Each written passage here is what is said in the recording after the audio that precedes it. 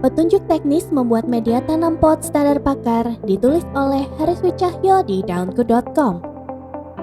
Halo hobis, ketemu lagi dengan suara Texiana Jane di channel Kebun 47. Anda suka menanam di pot? Entah pohon buah, bunga, sayuran, rimpang atau lainnya, masa depan mereka sangat dipengaruhi oleh media tanam pot yang Anda gunakan. Kesalahan membuat media tanam akan berdampak buruk pada pertumbuhan tanaman dalam jangka panjang. Bahkan seringkali efeknya langsung terlihat hanya hitungan hari atau minggu setelah pohon ditanam ke pot. Biasanya daun-daun mendadak kering dan rontok. Tanaman tampak layu parah hingga berujung kematian. Saya yakin Anda tidak ingin mengalaminya. Maka tonton video ini hingga selesai.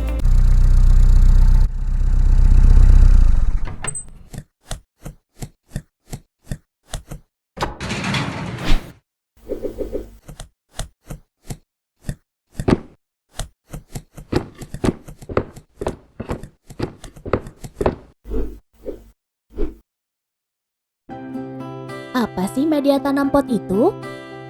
Pengertian sederhananya adalah campuran bahan alam seperti tanah, pasir, pupuk organik, sekam padi, arang, kokopit dan sebagainya yang dimasukkan ke dalam pot sebagai media tumbuh tanaman. Penggunaan campuran bahan-bahan tersebut bertujuan untuk memodifikasi media tumbuh dalam pot agar menyerupai kondisi tanah di lahan yang subur. Ibarat memelihara ikan di kolam, kita harus mengkondisikan jenis dan kualitas air kolam supaya mirip seperti kondisi di habitat asli ikan tersebut. Bahkan kita dituntut untuk meningkatkan kualitas air kolam menjadi lebih baik lagi dibandingkan habitat aslinya, supaya pertumbuhan ikan bisa semakin maksimal. Maka jika selama ini Anda telah menanam pohon dalam pot dan hanya menggunakan media tumbuh berupa tanah pekarangan atau tanah kebun tanpa campuran apapun, hentikan cara salah tersebut mulai hari ini. Tidak peduli pohon apapun yang Anda tanam, mereka membutuhkan media tumbuh yang tepat sebagaimana Anda membutuhkan tempat tinggal yang layak. Kriteria media tanam bermutu tinggi. Untuk menentukan media tanam yang Anda buat apakah sudah memenuhi standar mutu atau belum, diperlukan tolok ukur sebagai berikut. Yang pertama, bertekstur gembur dan poros. Yang kedua, kaya kandungan bahan organik, unsur hara, dan mikroorganisme tanah. Yang ketiga, pH tanah cenderung netral.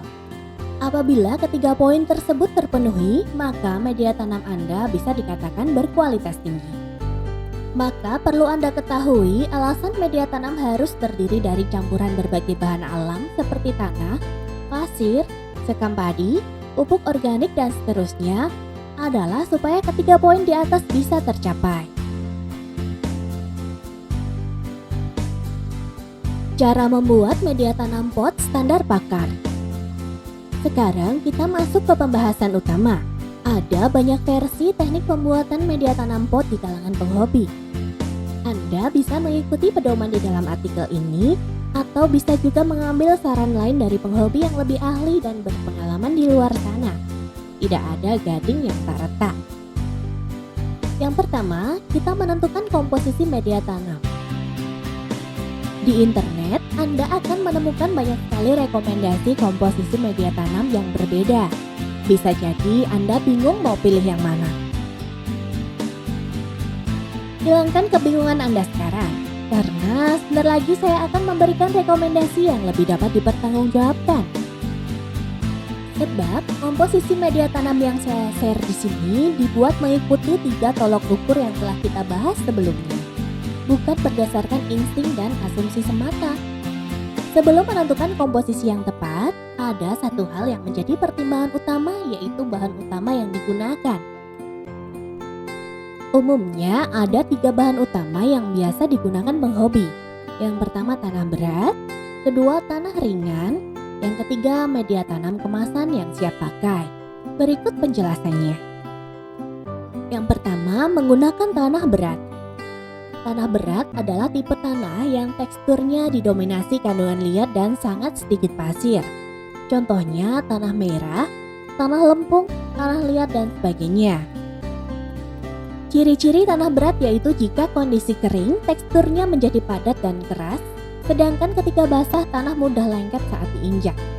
Ciri lainnya adalah tanah berat biasanya memiliki warna yang lebih terang akibat minimnya unsur hara dan bahan organik yang dikandungnya. Berbagai pilihan komposisi yang bisa Anda gunakan. Yang pertama, tanah berat, ditambah pupuk kandang, tambahkan sekam mentah, tambahkan juga pasir. Untuk perbandingannya 1:1:2:1. Selanjutnya untuk menggunakan sekam bakar, tanah berat ditambahkan pupuk kandang, ditambahkan sekam bakar dan juga pasir. Perbandingannya 1:1:3:1. Selanjutnya untuk penggunaan tanpa pasir, yaitu tanah berat ditambahkan pupuk kandang, ditambah sekam mentah. Perbandingannya 1:1:3. Dan bila menggunakan sekam bakar, tanah berat ditambah pupuk kandang, ditambahkan sekam bakar, perbandingannya 1:1:4. Selanjutnya untuk komposisi yang lain, tanah berat ditambahkan pupuk kandang, ditambah pasir, perbandingannya 1:1:1. Yang kedua, menggunakan tanah ringan. Tanah ringan adalah tipe tanah yang teksturnya mengandung pasir lebih dari 50% dan sangat sedikit liat. Contohnya tanah hitam, tanah lempung berpasir, tanah lembang, dan masih banyak lagi. Ciri-cirinya yaitu dalam kondisi kering maupun basah, tekstur tanah tetap remah, gembur, dan poros. Begitupun ketika basah, tanah tidak lengket saat diinjak. Ciri lainnya, tanah ringan memiliki warna yang cenderung gelap, mulai dari coklat gelap hingga hitam, akibat tingginya unsur hara dan bahan organik yang dikandungnya. Pilihan komposisi yang bisa Anda gunakan, yang pertama, menggunakan tanah ringan ditambah pupuk kandang, ditambah juga sekam mentah, dengan perbandingan 1:1:1. Dan yang kedua, menggunakan tanah ringan, ditambah pupuk kandang, ditambah juga sekam bakar, dengan perbandingan 1:1:2.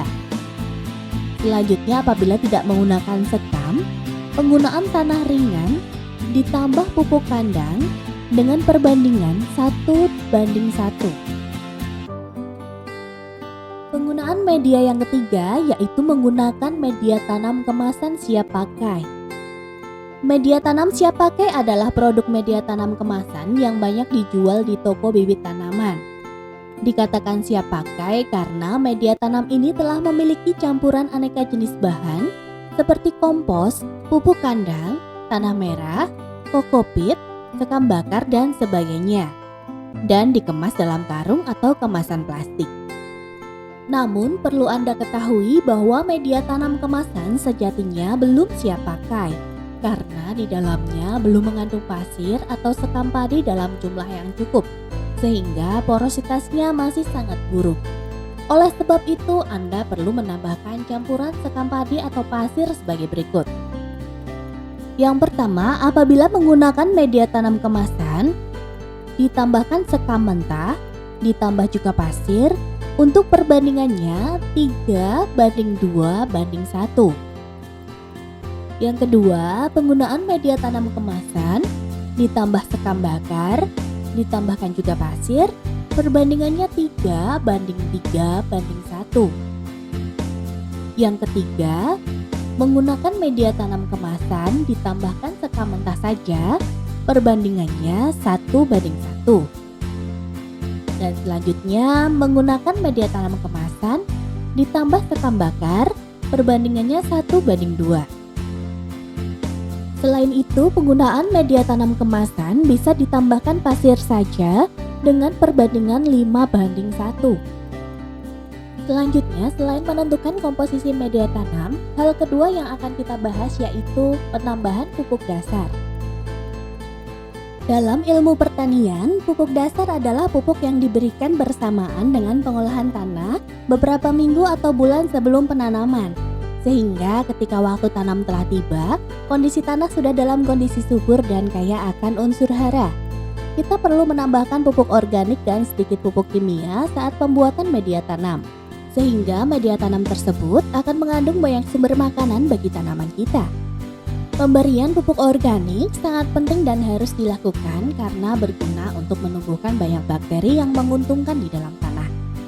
Aktivitas bakteri tersebut dapat membantu meningkatkan kandungan unsur hara tanah, kemudian meningkatkan kemampuan tanaman untuk menyerap unsur hara, meningkatkan imunitas tanaman dari serangan hama dan penyakit, dan masih banyak lagi. Sedangkan tujuan penambahan sedikit pupuk kimia adalah untuk menyediakan makanan siap santap bagi tanaman. Jadi, apa saja pupuk dasar yang digunakan? Ini dia. Yang pertama, pupuk kandang. Yang kedua, kapur dolomit. Yang ketiga, pupuk NPK 16-16-16 atau 15-15-15.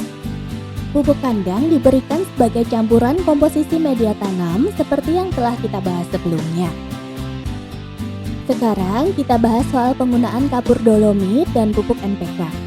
Dosis yang diberikan harus menyesuaikan ukuran pot yang Anda gunakan. Berikut rekomendasi dari saya. Jika menggunakan pot plastik nomor 35 hingga 40, penggunaan NPK 1 hingga 2 sendok makan dan dolomit 2 hingga 3 sendok makan. Jika menggunakan pot plastik nomor 45 hingga 50, menggunakan NPK 2 hingga 3 sendok makan dan dolomit 3 hingga 4 sendok makan. Dan jika menggunakan pot plastik nomor 60 hingga 70, menggunakan NPK 3 hingga 4 sendok makan dan dolomit 4 sampai 5 sendok makan. Bagi Anda yang menggunakan polybag besar, planter bag atau belahan drum bekas, dosis menyesuaikan dengan ukuran pot plastik terdekat. Untuk contoh, planter bag ukuran 45 liter bisa mengikuti dosis pot plastik nomor 35 hingga 40. Sedangkan belahan drum bekas bisa mengikuti dosis pot plastik nomor 60 hingga 70. Cara memberikan pupuk dasar adalah dicampur rata bersama media tanam. Hal ketiga yang akan kita bahas yaitu proses fermentasi media tanam. Setelah semua komposisi media tanam dan pupuk dasar sudah dicampur rata, selanjutnya masukkan ke dalam pot hingga penuh lalu siram secukupnya. Penting kita ketahui media ini belum bisa ditanami karena pupuk kandang masih bersifat racun bagi tanaman. Anda harus mendiamkannya terlebih dahulu selama 1 bulan atau biasa kita sebut proses fermentasi. Letakkan pot di tempat terbuka supaya media tanam terpapar sinar matahari dan hujan. Setelah melewati proses fermentasi tersebut, maka media sudah bisa Anda tanami pohon buah atau lainnya. Ciri-ciri umum media tanam sudah siap ditanami adalah munculnya rumput-rumput kecil di permukaan media tanam. Oh iya, seringkali rumput-rumput kecil sudah tumbuh sebelum usia media tanam genap sebulan. Terkadang baru mencapai 2 minggu, rumput sudah bermunculan. Jika itu yang terjadi, maka media tanam bisa segera Anda tanami, tidak perlu menunggu genap 1 bulan. Oh iya, ada 5 tips tambahan nih untuk Sobat Kebun 47. Supaya video ini semakin lengkap, saya berikan 5 kiat tambahan yang bisa Anda terapkan sebagai berikut. Tips yang pertama, pupuk kandang sudah matang. Pupuk kandang yang digunakan sebaiknya sudah berumur lebih dari sebulan dan tidak berbau menyengat lagi. Penggunaan pupuk kandang yang masih segar dan berbau menyengat akan memperlambat proses fermentasi hingga 3-4 bulan. Artinya media tanam tersebut baru bisa ditanami setelah disimpan selama itu. Lama banget kan?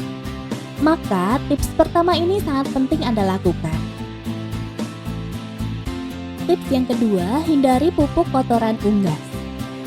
Pupuk kandang yang digunakan sebaiknya dari kotoran kambing, sapi, domba, kuda, dan sejenisnya. Hindari menggunakan kotoran unggas seperti ayam, burung, bebek, dan masih banyak lagi. Karena bisa menyebabkan tekstur media tanam menjadi seperti lumpur. Kotoran unggas umumnya diberikan sebagai pupuk susulan dengan cara ditabur di atas permukaan tanah. Namun banyak penghobi dan petani yang tidak menyarankan menggunakan kotoran ayam, terutama ayam potong atau broiler, untuk pupuk susulan, karena pengalaman di lapangan, kotoran ayam sering mengundang penyakit bagi tanaman. Tips yang ketiga yaitu jemur seluruh bahan hingga kering. Sebelum seluruh bahan tadi yaitu tanah, pupuk kandang, sekam dan sebagainya Anda campur, jemurlah di bawah terik matahari hingga kering sempurna. Dengan begitu seluruh bibit hama dan penyakit yang terbawa dalam bahan bisa mati.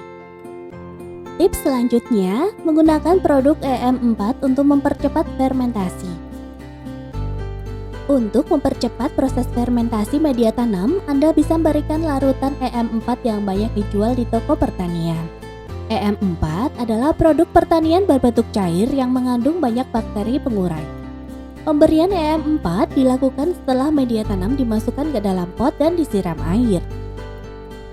Cara pengaplikasiannya yaitu larutkan 1 tutup EM4 dalam 1 liter air dan tambahkan setengah sendok teh gula pasir, lalu aduk hingga gula larut, kemudian siramkan ke media tanam yang sedang difermentasi tersebut. Dengan cara ini, proses fermentasi hanya memerlukan waktu 2 minggu bahkan bisa kurang. Tips yang kelima yaitu ganti pupuk kandang dengan kompos. Kelemahan dari media tanam yang menggunakan campuran pupuk kandang adalah harus melewati proses fermentasi selama 1 bulan terlebih dahulu sebelum media tersebut ditanami. Jika Anda ingin membuat media tanam hari ini dan bisa ditanami hari ini juga tanpa perlu difermentasi, maka solusinya adalah mengganti pupuk kandang dengan pupuk kompos siap pakai yang banyak dijual di toko bibit tanaman. Mengapa tidak perlu difermentasi?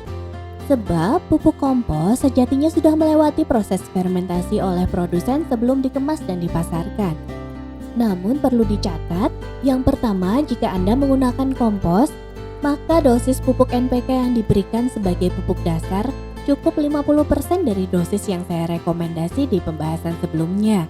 Misalnya untuk ukuran pot plastik nomor 35 hingga 40, berikan NPK sebanyak setengah hingga 1 sendok makan saja.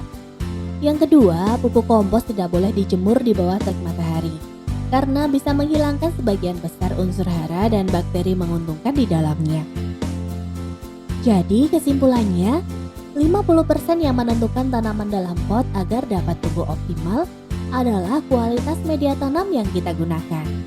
Sedangkan teknis perawatan seperti penyiraman, pemupukan, pemangkasan, pengendalian hama dan penyakit, dan seterusnya adalah bagian dari 50% sisanya. Maka jangan remehkan masalah ini. Berapa banyak penghobi yang rugi waktu, biaya, dan keringat akibat mengesampingkan masalah media tanam. Akhirnya hasil yang mereka dapat pun mengecewakan. Mudah-mudahan kita tidak mengalami hal yang sama seperti mereka. Jadi, apakah Anda punya pertanyaan? Yuk tulis di kolom komentar. Dan sampai jumpa lagi di tips-tips selanjutnya dari Kebun 47. Terima kasih.